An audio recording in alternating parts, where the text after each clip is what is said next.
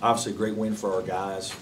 Thought we were really ready to play. I was quietly optimistic. I thought we had a great week of practice. Our players were locked in and really focused. We competed hard. I thought the second half of East Tennessee State put our guys in some good spirits.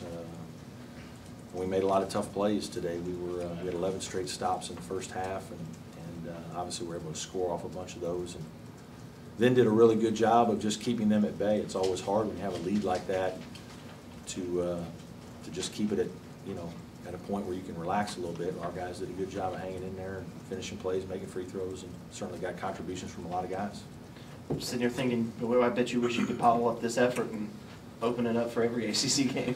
Games change and games are different. Certainly when we jumped out, it changed a little bit of the way Florida State had to play, and they had to come out and try to get into us, and it opened the court for us to be able to drive the ball more, and that's one of the reasons why we had so many free throws. We were just in a situation where we could attack.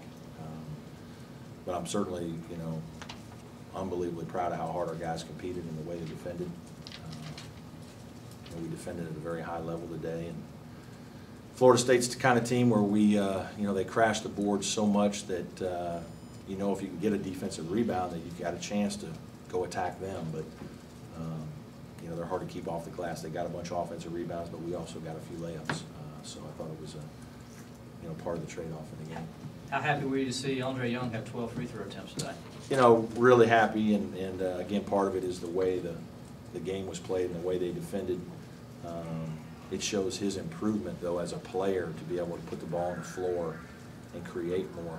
That's not something that he's done as much throughout his career, but we worked really hard with him this spring, and he did a great job this summer and fall of working on his skills. And his ball handling's gotten better, and that's helped him attack the basket. Do you feel like Bobo gave you a first half spark? Tremendous. He's a big kid, and when he's comfortable and when he's locked in, and he can be a problem for people, especially when they got us spread. We got him spread out a little bit. I thought our guys did a phenomenal job of leading him into baskets. He's holding the guy off, but our guys are passing it to him, where all he's got to do is kind of turn and kind of hook it in quickly. And we had a couple guys make feeds to him where that's really all he had to do, and I thought they did a good job of really finding him. But certainly his size can be a factor, and when he's locked in and not nervous, and when he's competitive, he can be a guy that can be productive for us. Brad, I know you guys had more experience last year, but are there any similarities to when you guys kind of dialed it in and found things last year to maybe what's happened over these last couple of games? We're not where we were last year. We played a very good game today, but we're not where we were last year right now.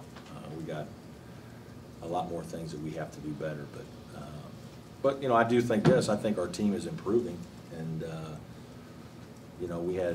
we've had some time. I thought Hawaii was good for us to get some freshmen some time to play. They didn't all play very well at times, and I reminded them that we didn't win very much in Hawaii, and so they didn't play very much against East Tennessee, and that was part of a teaching moment for me with those guys. But I also know and told them that we can't survive the ACC playing 6 guys, and so they're going to have to play. They're going to have to earn the time in practice, though. And I thought this week they practiced much better. We got their focus back, and they were much more competitive in practice. And that's what they have to do. And they have to help us because I've been talking all year about we don't have a home run hitter. We don't have a guy we can pencil in 18 points. But we have a lot of guys that if they play well, we can do some good things. But we've had a hard time having multiple players play well, especially offensively on a given night. Today we did. Talk about what you were able to do inside today. I mean, outscoring Florida State 38-26 and really competing with them despite some of the size disadvantage places. Yeah, I think I just thought that the way the game, when they were pressuring us, there were times we could drive it. There were times we could throw it in there because it was one-on-one. It was a hard, Devin got in foul trouble, so he never really got a good flow. But I thought Milk played well today. I thought Milk was solid, finished some plays. Bobo was obviously outstanding around the basket. the way they guarded, we thought we could throw the ball in a little bit against them, and told our guys that we needed to have a good mix to our game. How big of a step was it? It kind of looked almost night and day from, You know, several it's- weeks ago. How do you think of it? It's a good step for our confidence, my players' confidence. They need that. They need to know that when they play well and they're locked in and they execute and they compete, that we can beat good teams. And we did that today. But, we're also not that far from being 9 points down to East Tennessee State in the second half. That's not that far ago.